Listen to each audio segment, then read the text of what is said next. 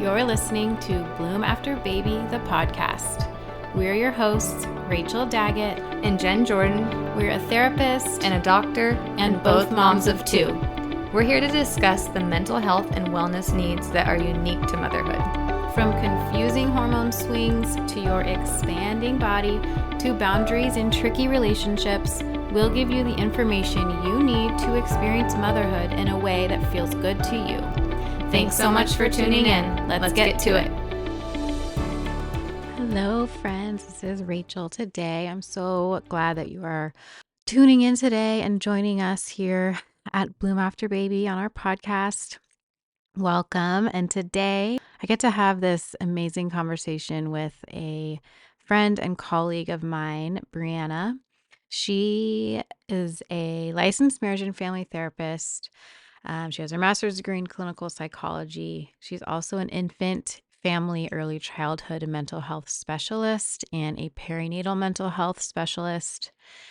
And from my knowledge of Bryana and her practice, she worked with children. Like I said, infant, early childhood specialist. And when my practice used to be LA based up in Hermosa Beach, I knew Bryana as like one of the core main amazing child therapists, a therapist that specialized in young children like 0 to 5 and parents of those young children. And I also knew that she ran some mommy and me groups. So that's always been my knowledge of her and her practice and her focus. And more recently, I moved my practice down to Orange County, moved about an hour south of the South Bay of Los Angeles, which in California and in SoCal with the freeways here, that feels like worlds away. But I still was keeping up with Bryana and what she was doing mostly through her Instagram, which is Conscious Mommy. And just seeing all this work she was doing on parenting and being more outspoken about conscious parenting and about gentle parenting and nurturing parenting.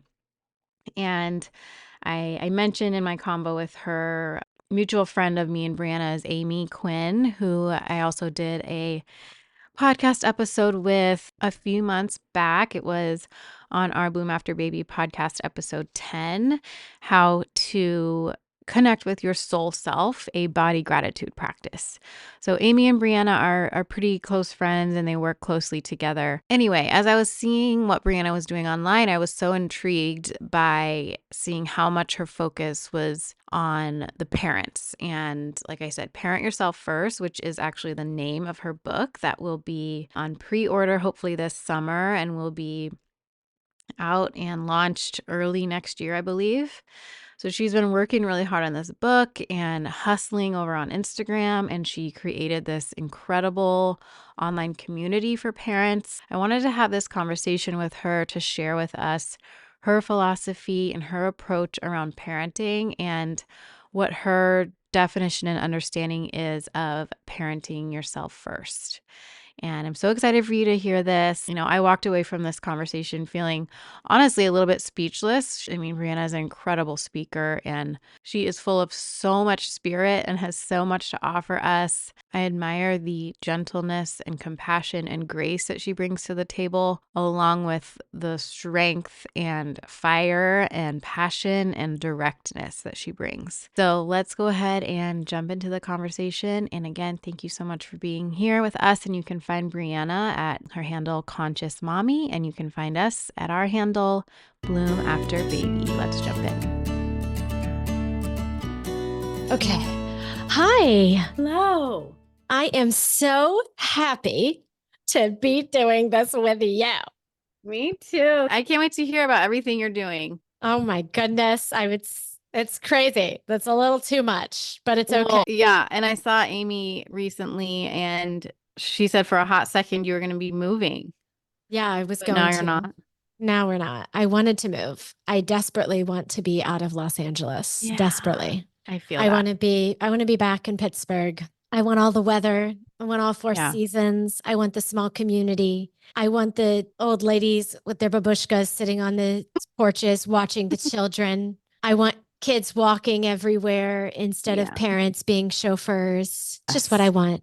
I just want community. I want slow. I want still. I want peace. And yes, you can have community here. Are you still in LA? Are you down in OC now? I'm in OC, and Okay. I love this conversation so much because I feel like we've gotten a taste of that moving here. Mm-hmm. We're in San Clemente, very small town.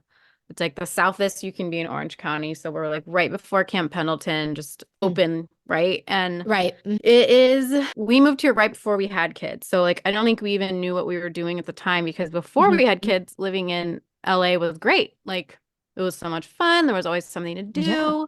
Yeah, of course. But now it's so kid friendly here. It is everywhere you look. Our neighborhood is kids running around in the street all day long playing Right. hockey, basketball hoops. Like it is a little bit of a taste of what you're talking about in Pittsburgh. Mm-hmm. I know it's not as much. Like I crave to like live on a farm with land and having Mm-hmm. animals, and that's what I like really want to Mm-hmm. convince my husband to do. But Mm-hmm. anyway, I feel that when we go back to the South Bay, I'm like, now we're so accustomed to this slower, more open life. And yeah, so Yep. anyway, I hear you. It's Mm-hmm. hard. Yeah.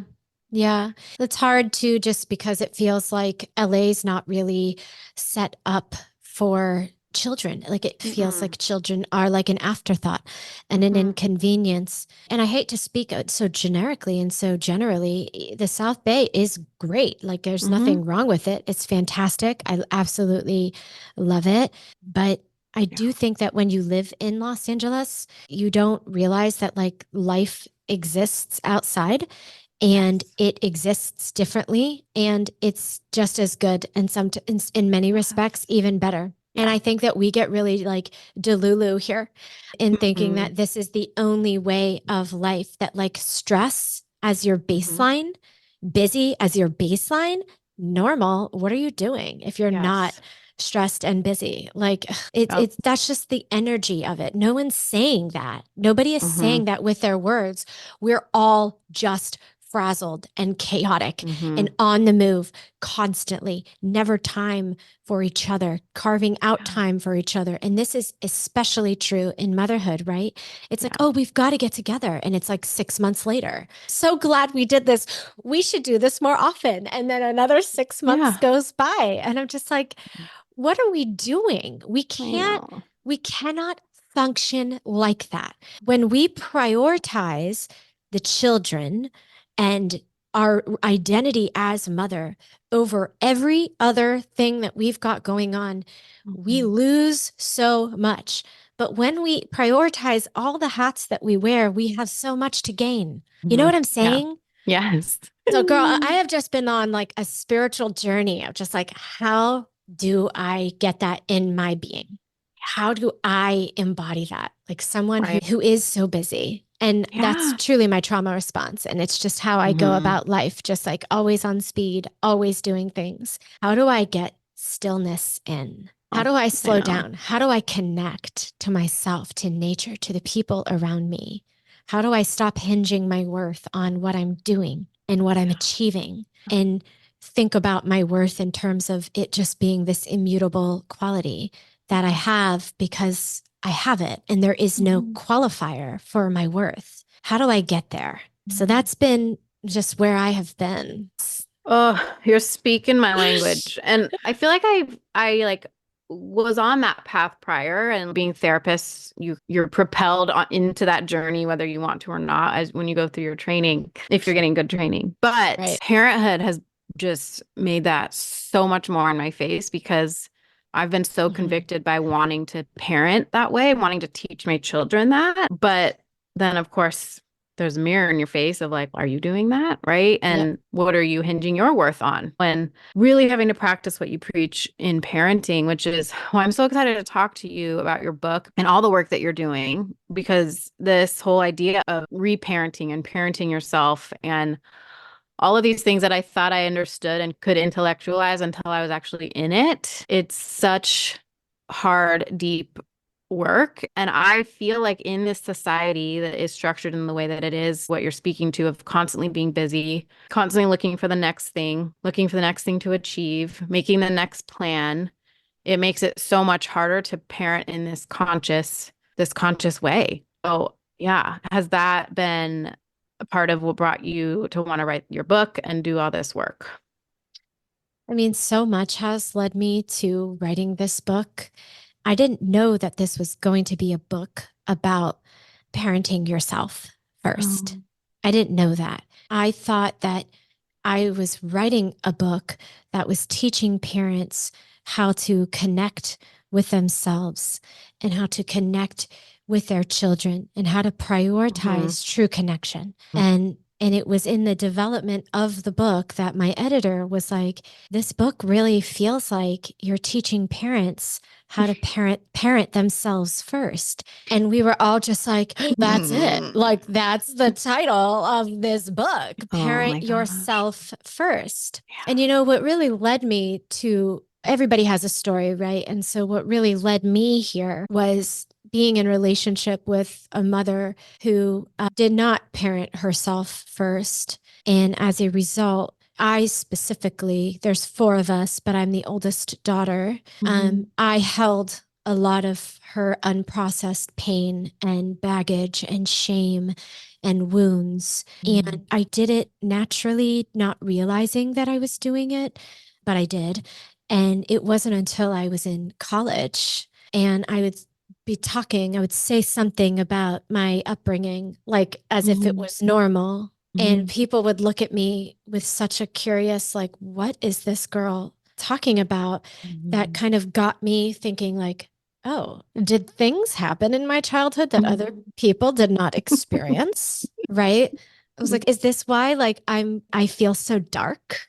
Right. Because I'm like I'm not naturally a dark person. I'm actually like naturally a very sunny person. I am like a analytical person. I do like to analyze and make sense of patterns and things of that nature. But like my organic spirit is not dark, but like I felt so dark. So then it dawned on me that I'd been struggling with suicidal ideation for years. I'd been struggling with undiagnosed OCD for decades, ADHD for decades, trauma for decades, and had no real understanding. That's what I was experiencing until I saw the mirrors of my peers showing it back to me like, oh, something's a little off. And that's what kind of kickstarted this journey of like, how did I get here? What was going on with my mom? Oh my God, that led me to understand my Nana. That led me to understand my great grandma. And I realized all of these patterns are just being passed down, the patterns of self rejection,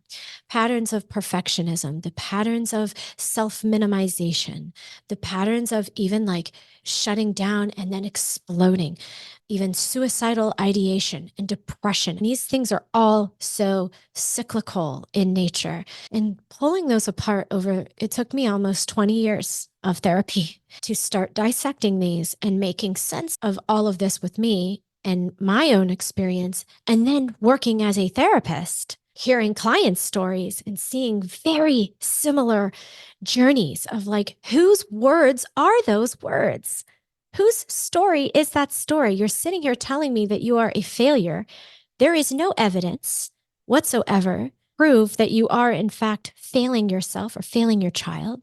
Where did you learn this? How did this come to be? This idea that if you're not the best, then you are a failure. If you're not succeeding to some kind of degree that you have in your mind that you should succeed, that you are a failure. How did this come to be? So going on that journey with clients, doing that journey myself has led to so much personal healing. I see the healing it's done with my clients, and that's what kind of motivated me to get it all out on paper to the best of my ability and encourage people to prioritize being the parent that you always needed for yourself so that you can then become the parent that your child needs you to be. Not be who you needed for them, be who you need to be for you, and become who it is your child needs for their unique journey in life. Such a beautiful process. It's intense, it's deep, but it's like a homecoming. Come back into yourself in such a beautiful way. I love how you say that. We skip a step. It's like, oh, I didn't get these needs met, so I need to make sure I do this for my child.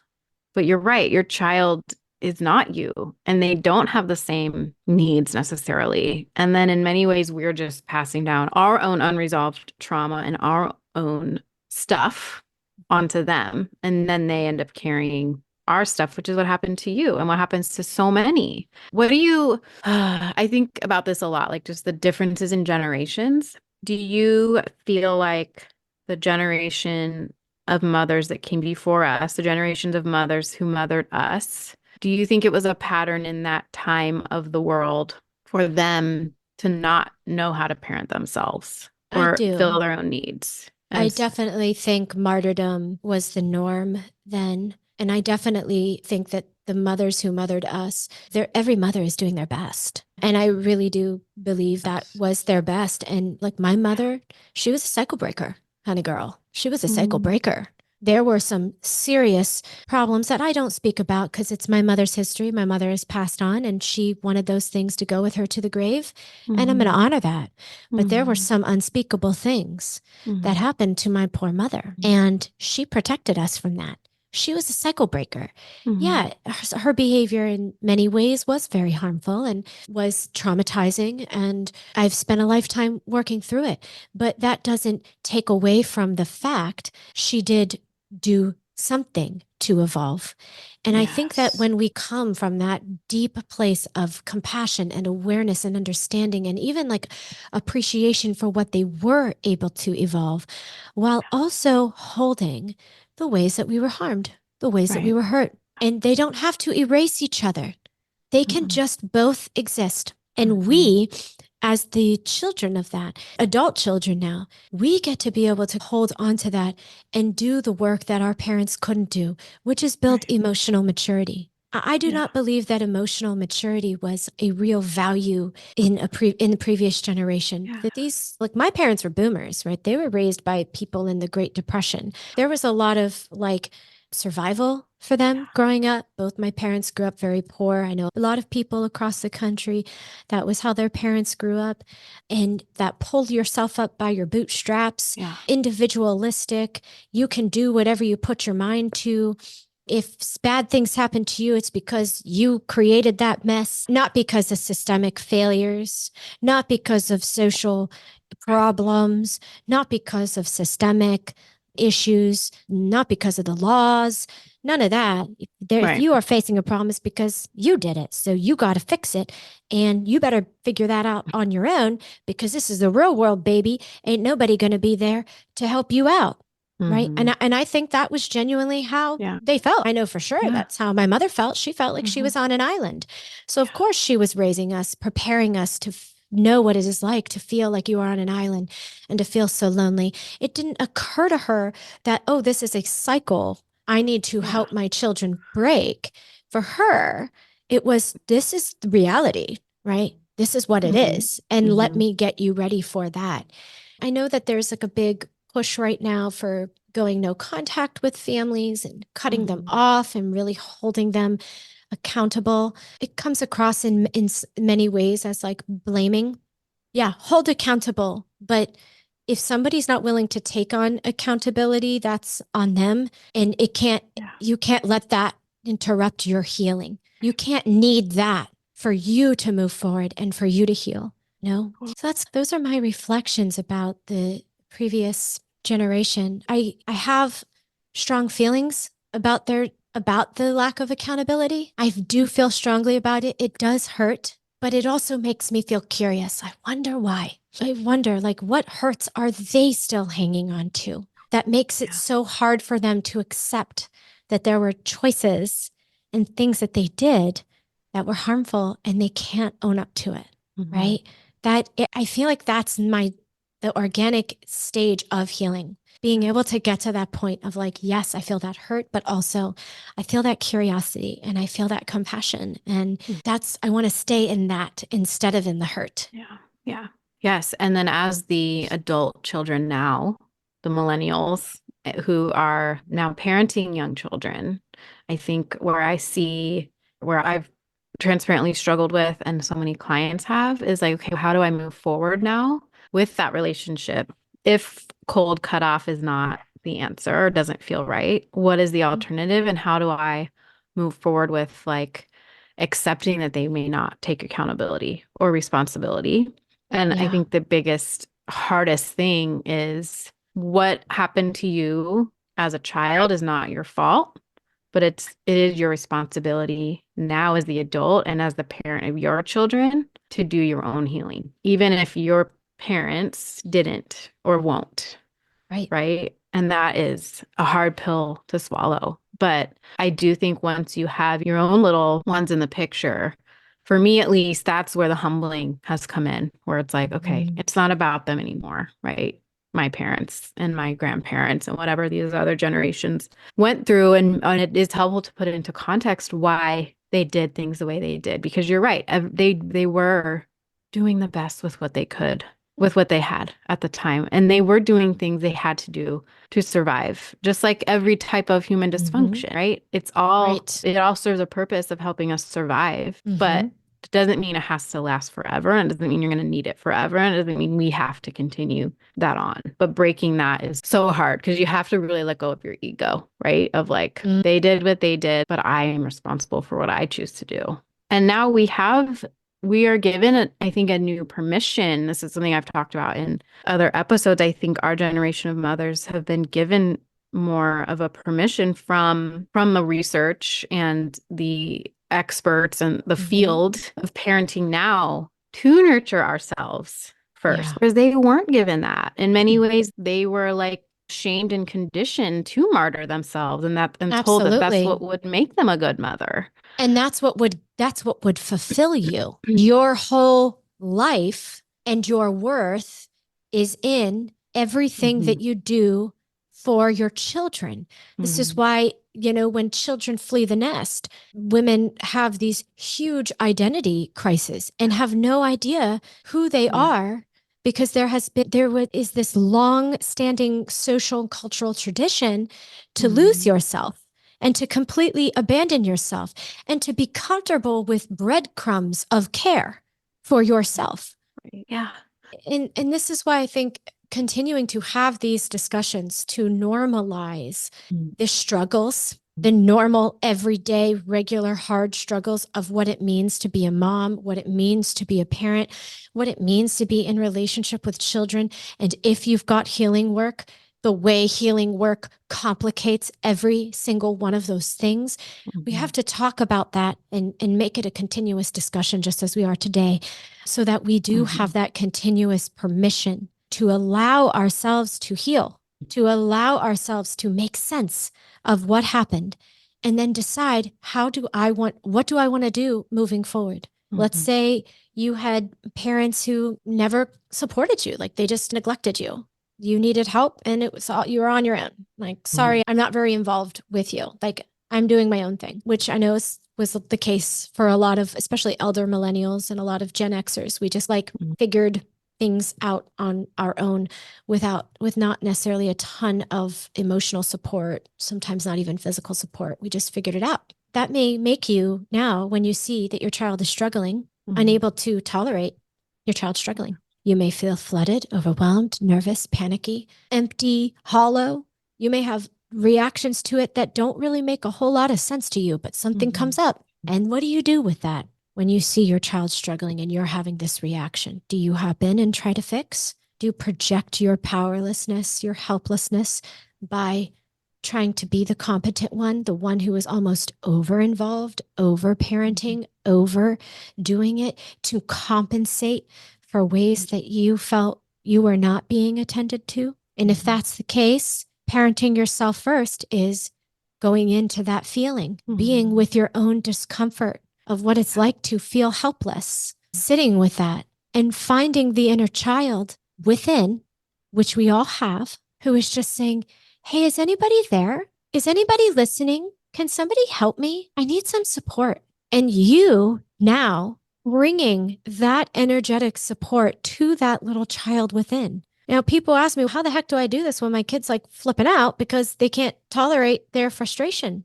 You're actually showing your child you're actually modeling how to tolerate frustration when you're just doing this internal regulatory work in front of them. Maybe you say like, gosh, it feels so helpless, to let your child know that you see what's going on for them. Gosh, I just would love some support. Yeah, you're talking to the child in front of you, but really you're healing the child within you when you're having these kinds of dialogues. Yeah. And you provide that comfort and that soothing, and suddenly that hollow feeling or that anxious feeling, that nervous feeling, am I all alone feeling starts to dissipate, and you come back into your body a little bit more whole than you did the moment before. And then from there, now I can really connect with what is going on for my child, right? You are struggling, honey, and this is so hard. You've really, it's not going the way you want it to. Oh, yuck. That's a tough one. Now, instead of hopping in and overcompensating by being the perfect parent who fixes, which ultimately sends a message to the child that they're not competent and they're not capable and they need to be rescued from their emotions, I am now, because I've parented myself first, I can now actively teach my child how to be with their own emotions. I am breaking that cycle of abandoning yourself and teaching the child how to be with your actual experiences, how to interpret them, and how to move through them without it having to be so complicated and difficult. It's such a beautiful process. And as I don't know if you know this, but I'm trained in infant mental health, infant, family, early childhood mental health. So the bulk of my training has always been child intervention, helping the child with it. And one of the ways that we would do that is by telling the parent, here's what you do in that situation. Here's what you do for the child. And what I found, thank goodness for the pandemic, because I wasn't working with kids in the pandemic. I was only working with parents. Thank goodness for that, because that really helped me realize this is a Band-Aid on a broken leg. This isn't helping anybody. I'm just creating codependency with you and me. You now have to come to me and rely on me to be the competent parent for you. I want you to develop the voice of a competent, mature, confident, high esteemed parent within yourself. And that starts by you learning and knowing how to nurture your child within and how to regulate yourself and how to change the way you're viewing what's happening around you so that you can then hop into your child's mind. I don't know. It all makes sense to me. Does it all make sense to you? It does. It does. It's object relations. It's psychodynamic psychology. It's all, they're internalizing us as the object of attachment in many ways, right? Yes. They can't develop that unless we show them how to do it. And it is really that simple, but it's been so complicated, I think, with behaviorism and being more behavior focused. Right. Behaviorism has it's just killed the relationships that we need to build with children, because we're not like behaviorist humans are not based solely on behavior. We are a relational creature.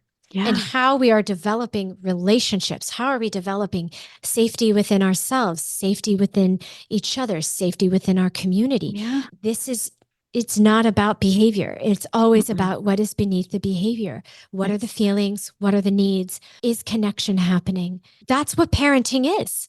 And you're right. Behaviorism has really it's just taken over parenting. And I think it's sucked the soul out of it a little bit. Totally. Oh, I totally agree. A lot of this really I started to understand all of this a little bit more when I did my EMDR training, and we learn about the triune brain and the reptilian brain and the mammal brain and the human brain. And the reptilian brain being your basic needs for survival, fight or flight, like physical safety. Am I safe? Then the mammalian brain being, am I loved? And the human brain is the intellectualization and our ability to use our cognitive thinking brain. But that cognitive thinking brain can't, that's not in the driver's seat. The other two. Certainly not when we're stressed out. No way. No way. And yeah, I feel like behaviorism really put that human brain on a pedestal a little bit and ignored the needs for physical and emotional safety in parenting and in human development and relationships in general, but especially in parenting. Yeah. And this kind of loops back to what we were talking about earlier in terms of our connection to a community that is watching after us. That is such an essential element to feeling safe, is living within community where there are, like, someone is thinking about you, that all this pressure and all this responsibility does not fall solely on your shoulders, right? Like that has been lost in our generation. Whatever we had a little bit, and then COVID hit, and we are all very much rebuilding the idea of community even 4 years later. But we used to live closer to families. We used to live in intergenerational homes. We used to do allo parenting. Dan Siegel is who talks about this. We used to do allo parenting. It was village parenting. You lived off the land and you lived in community. There were 30 to 50 different families, and everybody, when the children were born, everybody flocked around the immediate mother and child, and everybody did what it was necessary to really nurture that child up in a really supportive way. And working with mothers and working with families. I work with mothers who go 10 hours. They'll be completely alone with their children for 10 straight hours, will not receive the help or the support of another person. And the fact that is normalized. Yeah. We normalize. That's just what it is. No, it is what it has become. Right. It has become that, but that is not what it is. That's not healthy for us. That is serious isolation. Isolation affects our nervous system. It keeps us out of this human brain, as you're saying. It activates these other parts, these safety survival parts of ourselves. It makes us feel lonely and disconnected. And if you have inner child wounds, it's very likely to bring forth those inner child wounds. Am I bad? Is there something wrong with me? Am I lovable? Am I wanted? If you have a history of anxiety or perfection, what do I need to do to be able to get this? How do I fit in? How do I belong? We start to question these things about ourselves. And if we're not mindful of it, if we're not making the connections, those wounds will start running the show. This is why I have women on my couch with them when they have 3, 4, 5-year-olds who are feeling like epic failures. They're feeling like they're not enough. They're feeling like that there isn't anything that they could do that would improve their situation. The level of burnout and there is so intense, and they're so drained because of our social and cultural expectation that this is just what it is. You're just alone all day, and you're overwhelmed and you're overworked, and you don't get much support. And if you ask for it, good luck. Right. And if you do have it, it's because you are extremely privileged. Yeah. It's because you're lucky. It's because you're lucky. You're lucky and privileged. It's because you could afford it. Right. Yeah. Yeah. Think about that. We live in a society that says, sure, parents, you can have support. You just have to be able to afford it. Even support, when we know the human condition relies on community and support, even support is behind a paywall. Isn't that funny? And then we wonder, why are the statistics so high? Why is mental illness? Why are the children hurting so much? Why is adolescent mental health so horrible? I would be so interested if researchers actually did some longitudinal studies and see, is there any correlation between how much support parents have and mental health issues? I think that gosh, I don't want to misquote it, but I think I did see that there was a research study on child abuse, and they saw that child abuse decreased significantly while we were all in the home during the pandemic. And the only factors that they could find that were different was that parents had more support. Parents had more financial support. There were a lot more handouts. Parents had less. There were the mortgages and different like rent freezes and different things like that. Like people had a little bit more breathing room and they could commune and connect in ways that were more tangible. Yeah. They weren't as stretched thin with all their schedules. And we saw less child abuse. And as soon as we returned back to life, guess what? Child abuse went right back up. We took away the supports, put the stress back on, child abuse went up. Yeah, I would be so interested to see if they can show a correlation. Parents need support, and children benefit when parents have that support. This is part of parenting yourself first, by the way, is really going inward. What do I need to feel good in my own being and to feel good in my own essence?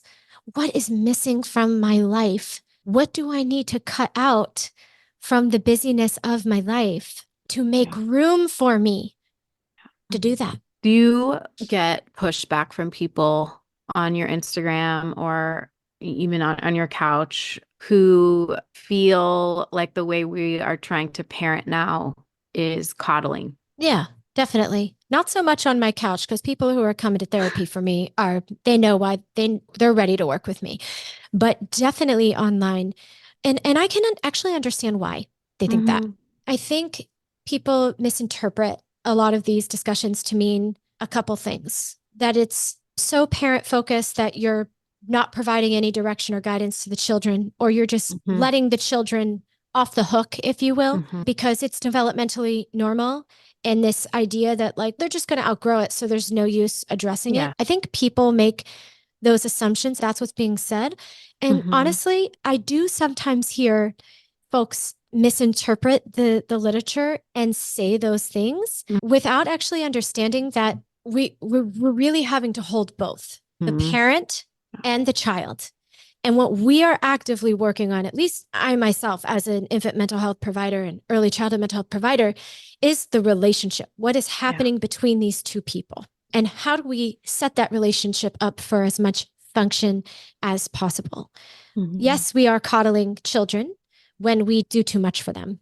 Yes, we are coddling children when we indulge emotions, when their emotions run the show. When the child makes a demand and we drop everything that we're doing to meet that child's demand, yeah, we are coddling the child. We are not teaching that child to tolerate their frustrations, to learn how to wait patiently, other important developmental things. When we just throw our hands up in the air, they're a toddler, toddlers hit, it's fine, whatever, they're going to outgrow it. We're coddling that child, right?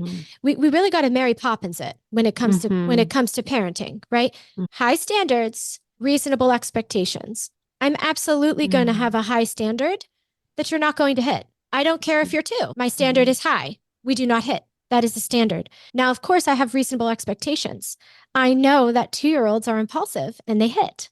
So my expectation is going to be, when that happens, we're going to take a pause. We're going to practice using gentle hands.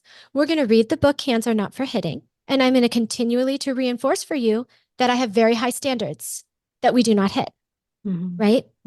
We might have high standards around how we express our emotions, right?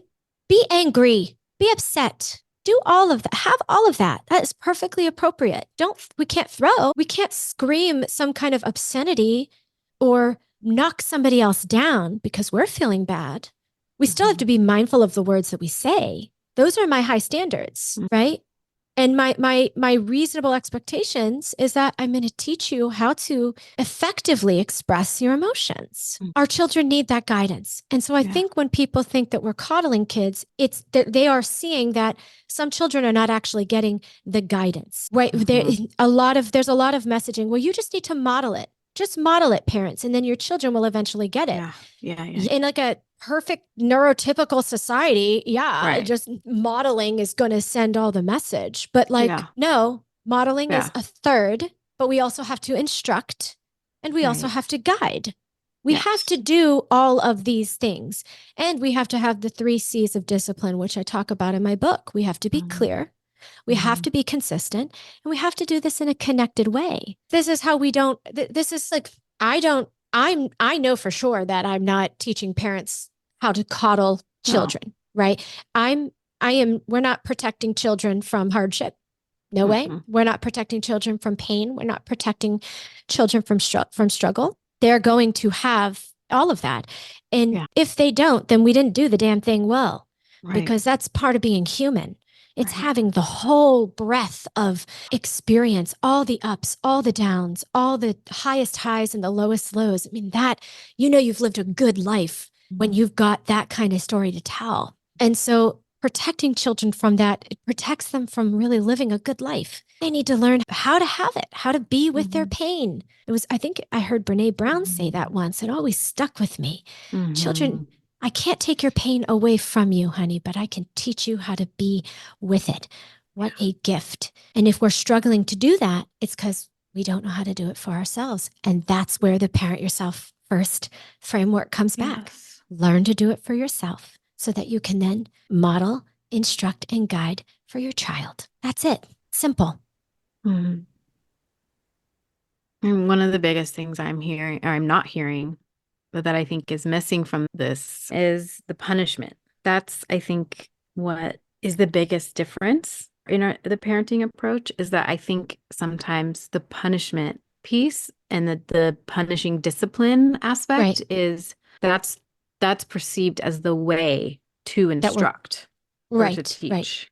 right. And if we're not punishing, then we're coddling. Right. Exactly. Well, Yeah. this is the shame legacy that's Yeah. been passed down to us. That's all punishment is. Mhm. Punishment, it's just shame and humiliation and Yeah. forced making you feel badly with this belief that if we do that enough, then you won't do it again. And we will have control over you. It's a Right. way to overpower, it's a way to control. It's not a healing way to be in relationship. So yeah, I'm coddling children then. Mhm. If Right. I will be a proud coddler. I am doing what I can to Yeah. protect my kids from punishment. Now, children won't be completely protected from punishment. They Mhm. will feel punished because there are many aspects to society in human behavior that is Yes. punishing, but nature itself is not punishing. Nature is neutral, right? Mhm. The world itself is fairly neutral. Yeah. So the idea that like, oh, Mhm. there's punishments in life. So you got to Right. teach your kid how to deal with punishment. Mm. Let's actually be more accurate. This might be my neurodivergence, but like we need to be more accurate here. There's punishment in human behavior. Humans have evolved with this tool of punishment to coerce, oppress, and control their subjects. And Mhm. in the traditional paradigm of a child-parent relationship, parents are the authoritarian leaders and Mhm. children are their subjects. Mhm. Children are not seen as fully human in Right. the traditional child parent dynamic. Parents Mhm. are seen as like their own gods. Like this is they're Mhm. the god of their own little universe in their family. Okay. Right. And so in this more evolved way, and what I'm hoping to be a part of in terms of encouraging humanity to continue to evolve the way that we view ourselves and our children, we are not in this hierarchical structure. We are Mhm. actually teammates. I'm the leader of the Mhm. team, right? Mhm. If we're all in band together, I'm in first chair. Mhm. You're still a part of the band, but I'm in first Mhm. chair. And you Mhm. will like we're going to take my lead on things sometimes, but your contribution helps make this orchestra sound absolutely exquisite.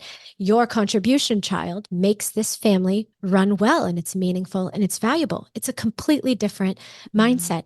And I can't have that mindset if punishment, making a child feel Mhm. pain and shame is a part of it, right? Mhm. Because that's going to automatically separate us and put me on top of the child because children can't punish parents. They Mhm. can't do it willfully. Mhm. Maybe a teenager might be able to punish parents in some way, but you have to have power, really, to Yeah. be able to punish. So, Mhm. really, punishment is just an extreme, egregious abuse of one's Yeah. power over somebody that is so innocent and so vulnerable and so dependent on your leadership and on your guidance. So, if we're stuck on punishment, we've got a shame legacy. We must heal that shame wound. We must work with it. We must learn how to sit with the desperation of that. Find Mhm. compassion. Really, compassion and empathy are the antidote to Mhm. shame. And then start pouring compassion and empathy into our children. And I can guarantee you that when you do that, you will see changes in your child's behavior. You will see more connection. You will understand each other better. And guess what? They're going to want to be a teammate because they want to work with you. All the evidence shows. All the evidence shows that children want to be on the same team and they want to cooperate.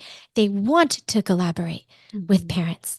It's just when they feel stompled on for Right. years after years, yeah, you had a boss that was Yeah. constantly putting you down, walking all over you, making Mhm. you feel like something is wrong with you. Would you feel really motivated to work with that person? Yeah. Probably not.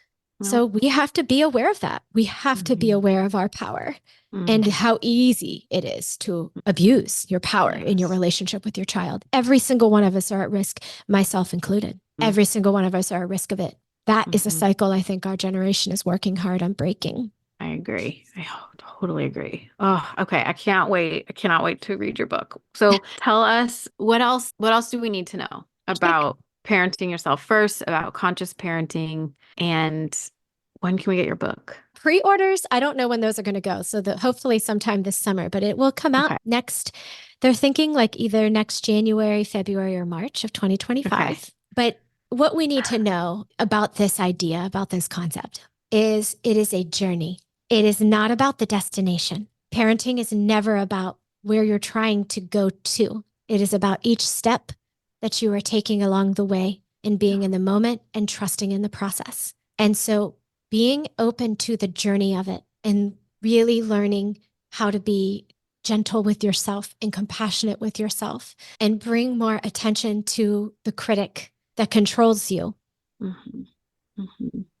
and work on that. That's what I have found to probably be the most healing thing for myself and for the families that I work with is how do I accept myself more and reject myself less? And that naturally, organically pours into the child. So that's really my message. And yeah, people can continue to learn inside. I have a community, so people can come and learn more inside the community. They can read the book and we can just keep growing together. Be open to the growth of it all. So your community is online and we can access it through your Instagram. You can find everything on Instagram or just at consciousmommy.com. Everything is also there.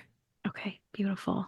Thank you so much, Bryana. You just took me to church. I feel like I need to like sit here and like simmer for an hour. Just being in the thick of this with my 4-year-old and 1-year-old. I've gained so much from this conversation and I know our listeners will too. And I just appreciate the work you're doing and the work you're helping us all do so much. So thank you so much for sharing that with us. It's my pleasure. Thank you for having me. And I'm so glad I got to see your beautiful face. Thanks so much for tuning in with us today. If you enjoyed this episode and feel like it brought you value, don't forget to rate the show and leave a review. Your feedback means the world to us and helps us know which conversations you are needing the most.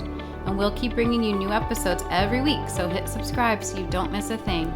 Also, be sure to check out the show notes for any links or resources that we mentioned. We're on this journey with you, so be sure to find us on the gram and TikTok. Plus, go to bloomafterbaby.com and grab our free guides on all things motherhood created just for you.